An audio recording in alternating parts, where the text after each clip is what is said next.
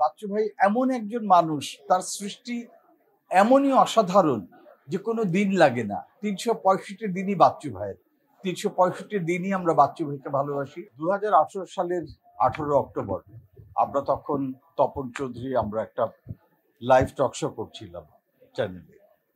তখন হঠাৎ করে টিভি স্টলে আমরা দেখলাম যে বাচ্চু ভাই নাই, এবং প্রোগ্রাম শেষ করি তপন চৌধুরী ভাই সহ আমরা সবাই চলে গেলাম হাসপাতালে। ভাবতে অবাক লাগে যে এর মধ্যে ৭টা বছর পেরিয়ে গেছে, কিন্তু এখনো প্রতিদিন মনে হয় বাচ্চু ভাই আমাদের সাথে আছেন, আমাদের অন্তরে আছেন।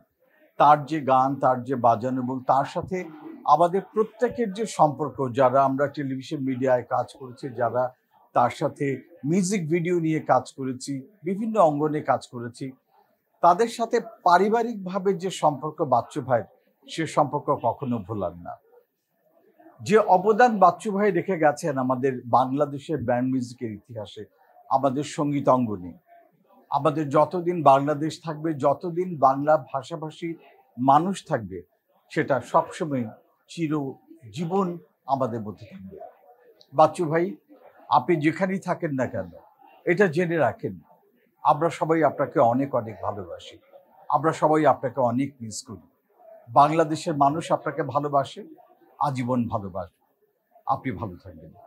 কেবলমাত্র যে মৃত্যুদিন বা জন্মদিন এলেই বাচ্চু ভাইকে মনে করা হয়, এটা হয়তো অনেকে ভাবতে পারেন, কিন্তু আমি নির্দ্বিধায় বলতে পারি এটা একদম ভুল। আমরা যারা টেলিভিশন মিডিয়ার সাথে কাজ করি, আমার সৌভাগ্য হয় বিভিন্ন লাইভ গানের আসর উপস্থাপনা করার, এবং প্রতিটা শোতে, যদি সেটা ব্যান্ড শো হয় কিংবা অন্য কোনো গানের প্রোগ্রাম হয়, কেউ না কেউ কাভার সং করলে বাচ্চু ভাইয়ের কোনো না কোনো গান হয়। আমরা যখন বন্ধুদের আড্ডায় বসি, তখন আমরা বাচ্চু ভাইয়ের গান করি, এবং বাংলাদেশের যে কোনো জায়গায় যে কোনো কনসার্ট হয়, সেটা স্কুলে হোক, কলেজে হোক, ইউনিভার্সিটিতে হোক, সেখানে বাচ্চু ভাইয়ের গান বাজে।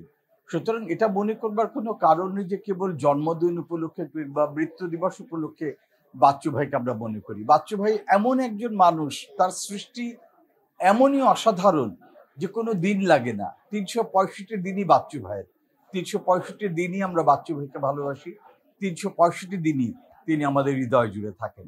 রাষ্ট্রীয়ভাবে আমাদের ব্যান্ড মিউজিকের বেলায় যেটা হয়, সম্মাননা দেওয়ার ব্যাপারটা একেবারেই কৃপণতা দেখা যায়। এই প্রথমবারের মতন আমরা দেখেছি যে রাষ্ট্রীয়ভাবে আমাদের আজম ভাইকে সম্মাননা দেওয়া হয়েছে, রাষ্ট্রীয়ভাবে বিভিন্ন ব্যান্ডকে বিভিন্ন কার্যক্রমের সাথে সংযুক্ত করা হয়েছে।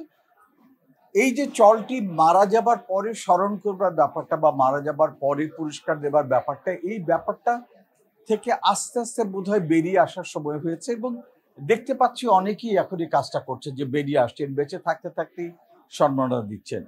বাচ্চু ভাই এই জীবনে অনেক সম্মাননা পেয়েছেন। হ্যাঁ, রাষ্ট্রীয়ভাবে সেই সম্মাননা হয়তো তাকে দেওয়া হয়নি, কিন্তু যে সম্মান বাচ্চু ভাই আজীবন পেয়ে এসেছেন এবং যে ভালোবাসা পেয়ে এসেছেন, বাংলাদেশের আর কোনো মানুষ এতটা সৌভাগ্যবান না এতটা সম্মান পাবার।